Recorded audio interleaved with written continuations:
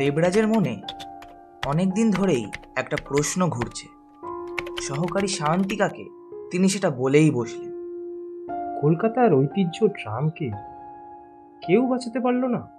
একসময় কলকাতার রাস্তায় ট্রামের ঘণ্টার ধ্বনি ছিল এক আশ্চর্য অনুভূতি। এখন সেখানে শুধুই শূন্যতা।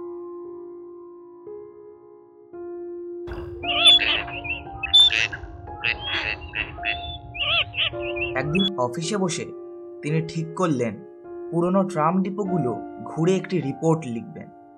শহরের নানা দিকে ছড়িয়ে থাকা শেষ ভাঙা ট্রাম লাইনগুলোর নিঃসঙ্গ ইতিহাস তুলে ধরবেন সকলের সামনে।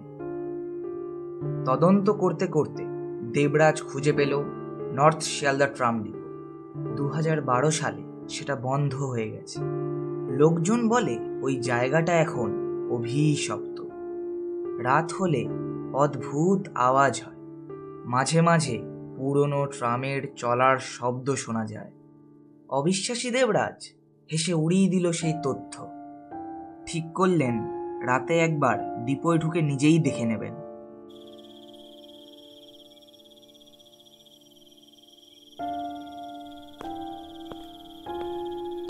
রাত তখন 11টা।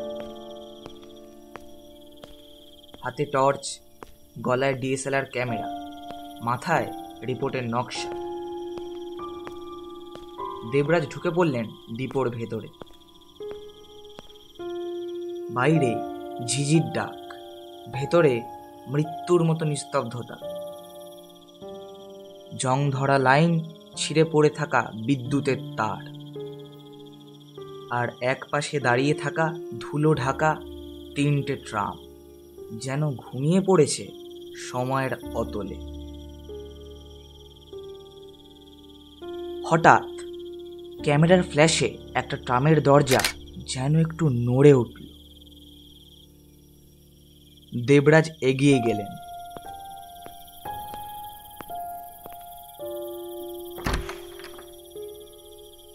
দরজা ঠেলে ঢুকতেই কেমন একটা গন্ধ, পুরনো ঘামে ভেজা ইউনিফর্ম, ধোয়ার আচ্ছন্নতা, পুড়ে যাওয়া বদ্ধ এক গন্ধ। দরজা ঠেলে ভেতরে ঢুকতেই হঠাৎই দরজাটা বন্ধ হয়ে গেল।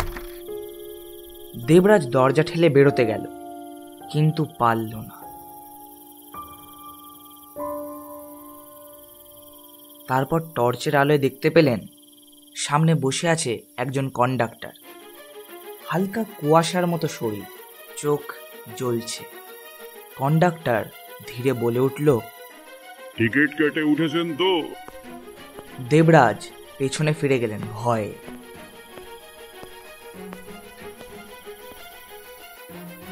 ওই ছায়ার মতো মানুষের মুখটা আস্তে আস্তে পরিষ্কার হচ্ছে।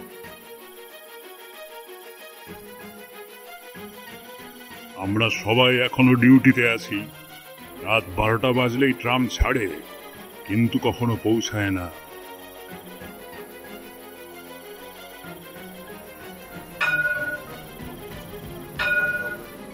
ট্রামটা হঠাৎ কাঁপতে লাগলো, যেন চালু হয়ে গেছে।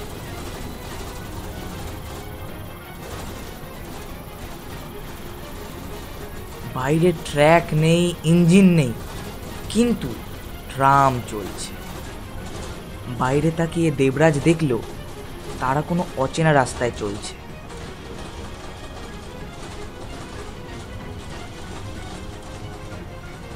এ তো পুরানো কলকাতা।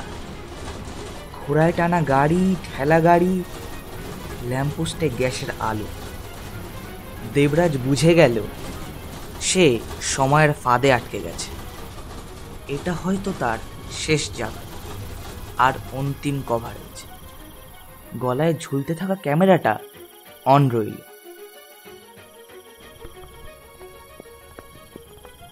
ভেতরে আরো যাত্রী উঠে আসছে। তাদের মধ্যে কেউই স্বাভাবিক নয়। তাহলে এরা কারা?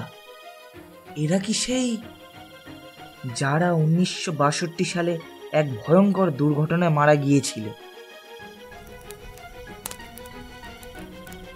একটি ট্রাম আগুন ধরে পুড়ে গিয়েছিল সেই ডিপোর ঠিক সামনে।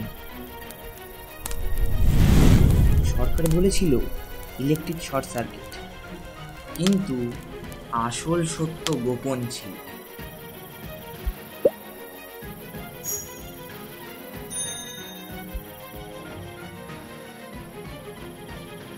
আমরা মরে গিয়েছিলাম, কিন্তু যাত্রী হিসেবে আজও প্রতিদিন ডিউটি করতে হয়।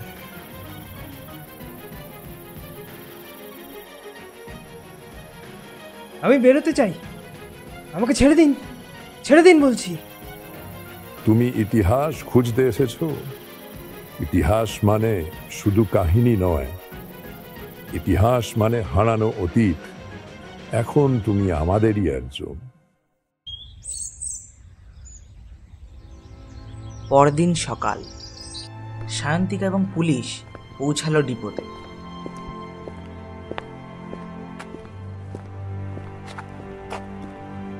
দেবরাজের ক্যামেরা পাওয়া গেল এক ভাঙা ট্রামের ভেতর, কিন্তু দেবরাজের কোনো চিহ্ন মাত্র নেই। তার ক্যামেরায় শেষ ছবি একটা ধোঁয়াচ্ছন্ন ট্রাম দাঁড়িয়ে, ভেতরে জানলার পাশে দেবরাজ বসে আছে, অদ্ভুত ফ্যাকাশে তার মুখটা, আর পাশে কন্ডাক্টর দাঁড়িয়ে টিকিট কেটে দিচ্ছেন। আতঙ্কে সায়ন্তিকার বিস্ফারিত চোখ, চারপাশ কেমন যেন অন্ধকার হয়ে গেল।